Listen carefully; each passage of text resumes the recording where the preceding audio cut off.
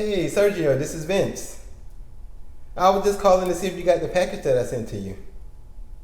Oh, great, great. It's going to be awesome. I know it's going to be so exciting when I get these new labels on these new t-shirts and jeans that I sent to you.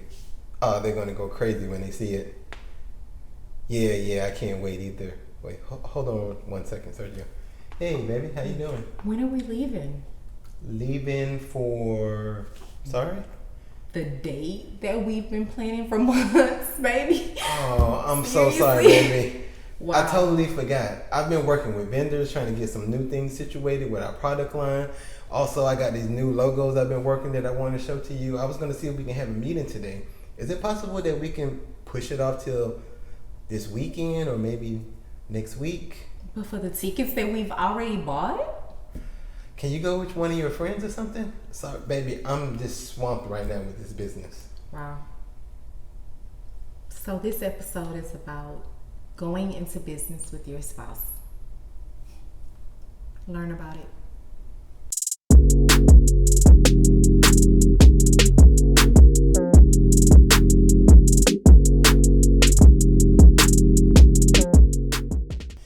Hey, Sergio. I'm going to have to call you back early Monday morning because I need to take care of some stuff at home. All right, catch up with you later, buddy. Bye. You ready for me now? Yeah. Okay. So this episode is about going into business with your spouse. Obviously, there are challenges, there are advantages, there are disadvantages. So we wanted to just kind of share it with you guys, what we've learned, what has worked for us, how we've overcome some of the time restraints that have crept into our marriage, some of the challenges that we've overcome as far as like making time for each other, making time to separate the business and also separate our marriage, because that's very important. Number one, what we found to be extremely critical as far as going into business while in the cusp of our marriage as it pertains to going to business with your spouse. Communication is very key. I mean, communication is key in any marriage, but especially when you're going into business. I think communicating about every single thing, every single decision, every single milestone is extremely important, just to make sure that you're on one accord and that you both kind of see the vision or the dream is extremely important in that regard. Yep. What do you think, sweetie? I think it's very important that you set guidelines, just like for a relationship or a marriage or when you go to work, there's always guidelines in place. The same thing when you're setting up a business. You should definitely have some structure to your business so that both you and your spouse are on the same accord when it comes to decisions that's being made, time that's being spent, and ideas that's being generated and used for the business. So in what ways have we established those communication boundaries? So the first thing we had to establish was expectations. I needed her to understand how much time I was going to put into the business, and I needed to understand how much time she was going to dedicate to the business as well, so we can come up with a timeline before we can go live. The next thing we set up was a budget that we can utilize. I think a budget is very, very, very important when you start talking about spending money. Money is depleting from the bank account. People are going to have questions about that. But if you set up the budget initially, when those funds start depleting, they will understand exactly where those funds are going, and there won't be a lot of questions. One of the things that we set up was, hey, we want to spend X amount of dollars to get this business underway. But however, if one of us plans to spend over, let's say $500 or $1,000, then we both need to communicate together so that we can make sure that we both understand that cost that's going out, so nobody don't have questions. Anything under $500, it's already been pre-approved, so we can go ahead and spend that money or spend that cost to buy particular products or services that we need. Like and subscribe if you like the content that we're bringing to you, so that you can be made aware of the content. It's at the bottom of this YouTube video in the info section. Like, subscribe. Thank you. So along with expectations, I think another thing is just kind of establishing boundaries. Like, for instance, if you are working in the capacity of starting a business with your spouse, maybe it makes sense to set up a boundary where once we enter into the bedroom, we no longer talk about business, or after 9 p.m. we don't talk about business, or on Sunday we don't talk about business, because I think that what happens is that once you start integrating business into your marriage gets lost in the business. I think it becomes extremely important for you to delineate, okay, these are the things that we need to accomplish as far as our marriage is concerned or our partnership is concerned, and these are the things that we need to develop and we need to work on and grow as far as our business is concerned. An important part, I think, that couples maybe not think about, even if you're married or if you're in a partnership or whatever the case may be with your relationship status, is that the lines get merged, and you definitely have to understand that there's going to be work that you need to do in your marriage, just like there's work that needs to be done in the cusp of your business as well. Yeah, I've been getting to the point, and I thought this was a great topic for us to talk about, because I would say for the last month I've been hitting it pretty hard. We both want this to work, but I think I've been hitting it much more harder than she anticipated. I mean, I wake up in the middle of the night, I'm waking her up talking about this business and ideas that come into my head. I'm driving to work, I'm listening to things so that I can be a better business person.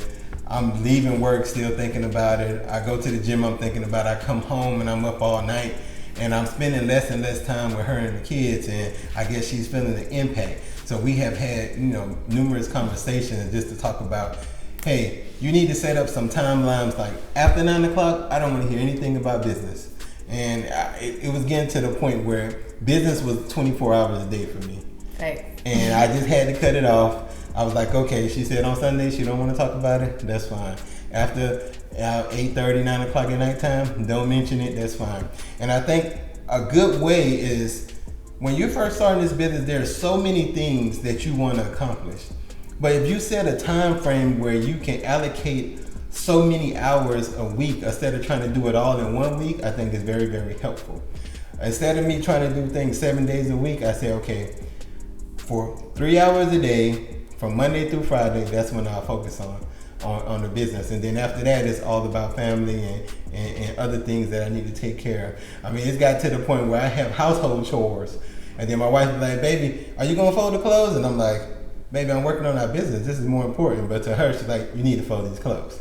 So you just got to start making sure that, there's a fine line and a balance. Mm-hmm. And make sure that you have a timeline where it gives you enough time to create that balance between your relationship and your business. Absolutely, because the thing that I think a lot of couples may forget is that you're going into this new path together, this new journey, but your other life still exists. Like, before you started with your business, you had a life before that, and that does not stop. And then you have to fit in the business into your own life, kind of, sort of. Guys, listen to your wife. If she's starting to feel something, make sure you listen. The business is important, but you and your wife is more important than the business. Because even if the business fails, your wife still needs to be there for you and the family. So thanks. Keep that in mind, guys. And ladies, remember, a man with dreams needs a woman with a vision. My husband has a lot of dreams, and I need to be able to see his vision, understand, what he's attempting to accomplish, and figure out what my strengths are as it pertains to the business model, what things I can actually do and accomplish to help him to achieve the dreams that he wants to achieve. And then also just help him kind of scope that vision, because honestly, I think that, when you have a person who has dreams, it's hard for them to kind of reel all of those dreams in. But we have to figure out, in scope of things, how does that dream fit into the real world? How does it fit into our family world? How does it fit into our marriage world, and X, Y, and Z? Yeah, and I agree with that. And I just want everybody to know, don't anticipate your spouse to put in as much effort as you are in the business, especially if they're still working, especially if you have kids. Somebody is going to be doing more than others. And you have to understand that. Don't anticipate if you're going 100%, they're going to go 100% every day, because it's not going to happen.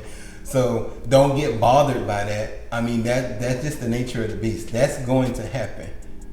You know, that's why it's really good for you guys to establish, like my wife said, focus.